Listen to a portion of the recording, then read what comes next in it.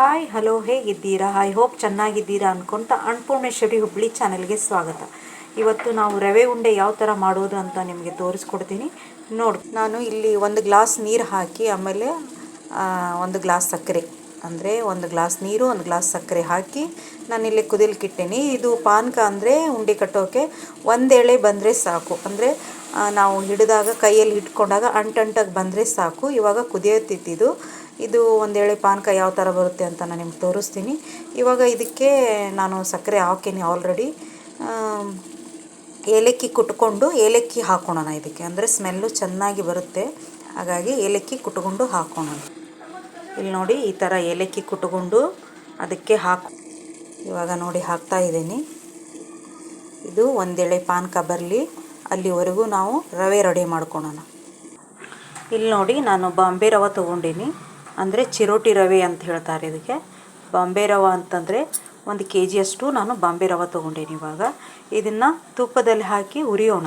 ತುಪ್ಪ ಹಾಕಿ ಬಾಣಲಿ ಬಿಸಿ ಮಾಡಿಕೊಂಡು ಹುರ್ಕೊಳ್ಳೋಣ. ಇವಾಗ ಬಾಣಲಿ ಬಿಸಿ ಇದೆ, ನಾನು ರವೆ ಹಾಕ್ತಾಯಿದ್ದೀನಿ. ನೋಡಿ, ಗ್ಯಾಸ್ ಉರಿ ಸ್ಲೋ ಇಟ್ಕೊಳ್ಳಿ, ಯಾಕಂದರೆ ಇದು ಬೇಗನೆ ಸೀದೋಗುತ್ತೆ. ಹಾಗಾಗಿ ನಿಧಾನಕವಾಗಿ ಕೈ ಬಿಡದೆ ಇದು ನಾವು ಕೈ ಆಡಿಸ್ತಾ ಇರಬೇಕು. ಈ ಥರ ತಳಗೆ ಸೀದು ಹೋಗೋದು ಚಾನ್ಸಸ್ ಇರುತ್ತೆ, ಯಾಕೆಂದರೆ ರವೆ ಜಲ್ದಿನೇ ಸೀದು ಹೋಗುತ್ತೆ. ಹಾಗಾಗಿ ನಿಧಾನಕವಾಗಿ ಕೈ ಆಡಿಸ್ಕೊಳ್ಳಿ. ನಾನು 1 kg ಹಾಕೀನಿ, ನೀವು ನಿಮ್ಮ ಮೆಜರ್ಮೆಂಟ್ ಎಷ್ಟು ಇರ್ತೈತಿ ಅಷ್ಟು ಹಾಕ್ಕೊಳ್ಳಿ.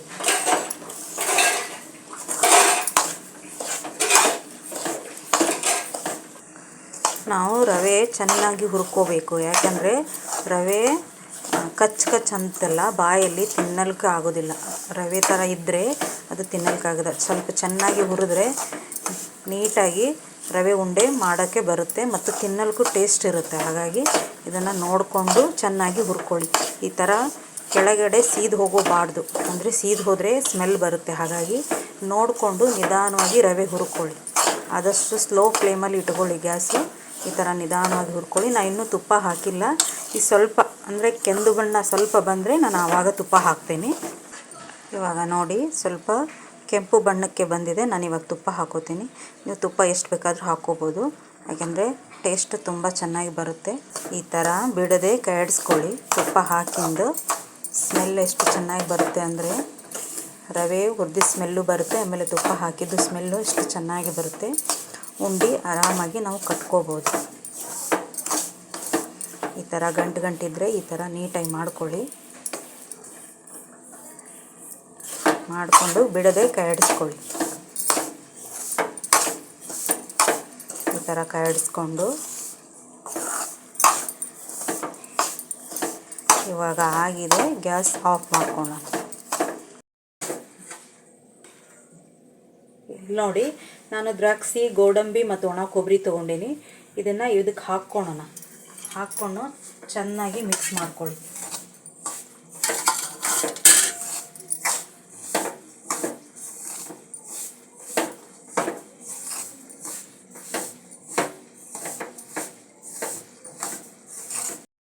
ಚೂರೇ ಉಪ್ಪು ತೊಗೊಂಡೀನಿ, ಯಾಕೆಂದರೆ ಸ್ವೀಟ್ ಮಾಡೋ ಹೊತ್ನಾಗ ಸ್ವಲ್ಪ ಉಪ್ಪು ಹಾಕಿದರೆ ಟೇಸ್ಟ್ ಇನ್ನೂ ಚೆನ್ನಾಗಿ ಬರುತ್ತೆ. ಹಾಗಾಗಿ ಉಪ್ಪು ಹಾಕ್ಕೊಳ್ಳಿ.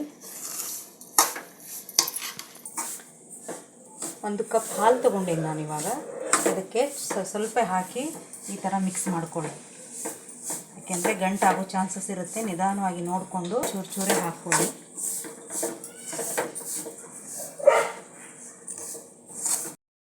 ಹುರ್ಕೊಂಡು ನಾನಿವಾಗ ತೊಗೊಂಡು ಬಂದೀನಿ. ಇಲ್ಲಿ ನೋಡಿ, ತಣ್ಣೀರು ತೊಗೊಳ್ಳಿ, ಕೈಗೆ ಹಚ್ಕೊಳಕ್ಕೆ, ಯಾಕೆಂದರೆ ರವೆನೂ ಸುಡುತ್ತೆ. ಆಮೇಲೆ ಇದು ನಾವೇನು ಪಾನಕ ಮಾಡೇವಲ್ಲ ಅದು ಸುಡುತ್ತೆ. ಹಾಗಾಗಿ ಒಂಚೂರು ತಣ್ಣೀರು ತೊಗೊಳ್ಳಿ 1 ಡಬ್ರಿಲಿ.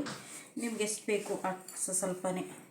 ಇದು 1 ಎಳೆ ಪಾನಕ ಆದರೆ ಸಾಕು, ಅಂದರೆ ಜಾಸ್ತಿ ಗಟ್ಟಿ ಬೇಡ, ಜಾಸ್ತಿ ನೀರು ಬೇಡ. 1 ಎಳೆ ಪಾನಕ ಅಂದರೆ ನಿಮ್ಗೆ ಗೊತ್ತಾಗುತ್ತೆ. ಈ ಥರ ಹಾಕಿ ಸ್ವಲ್ಪನೇ ನಾವು ಎಷ್ಟು ಉಂಡೆ ಕಟ್ತೇವೆ ಆ ಪ್ರಮಾಣದ ಮೇಲೆ ತೊಗೊಂಡು ಇದನ್ನು ಬಾಯಿ ಮುಚ್ಕೊಂಡು ಈ ಥರ ಮಾಡಿಕೊಂಡು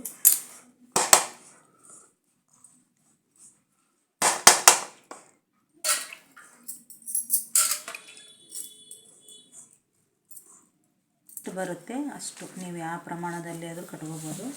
ನಾನು ನೋಡಿ ನಿಮ್ಮ ಕೈಗೆ ಎಷ್ಟು ಹಿಡಿಸ್ತೆ ಅಷ್ಟು ನೀವು ಚಿಕ್ಕ ಚಿಕ್ಕದಾಗಿ ಮಾಡ್ಕೋಬೋದು, ಇಲ್ಲ ದೊಡ್ಡದಾಗಿ ಅಂದರೆ ದೊಡ್ಡದಾಗಿ ಮಾಡ್ಕೋಬೋದು. ಜಸ್ಟ್ ಈ ಥರ ಮಾಡಿಟ್ರೆ ನೋಡಿ ಸ್ಮೆಲ್ ಎಷ್ಟು ಚೆನ್ನಾಗಿ ಬರುತ್ತೆ ಅಂದರೆ ಉಂಡೆ ಈ ಥರ ಬರುತ್ತೆ ನೋಡಿ.